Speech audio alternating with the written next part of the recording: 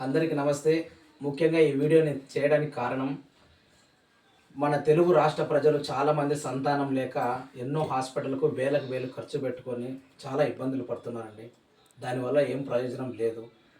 నేను కూడా అలా తిరిగాను. కానీ నాకు ఆల్రెడీ ఇద్దరు అమ్మాయిలు, ఒక అబ్బాయి అండి. నా అబ్బాయికి సెరెబ్రల్ పాలిసీ వచ్చి 2 కాళ్ళు, చేతులు చచ్చుబడిపోయాయి. తర్వాత ఏం చేయాలో ఇబ్బంది పడుతుంటే మా మిసెస్ గారు, నేను శ్రీ లక్ష్మీ తిరుపతమ్మ దగ్గరికి ఇద్దరం మేము వెళ్ళామండి. అమ్మవారు మొక్కున్న తర్వాత మాకు అక్కడ ఒక అతను మాకు చెప్పారండి. ఇక్కడ దగ్గరలోనే విజయవాడలో 49 హాస్పిటల్ ఉంది, అక్కడికి వెళ్ళామని చెప్పారు. మేము అక్కడికి వెళ్ళాము.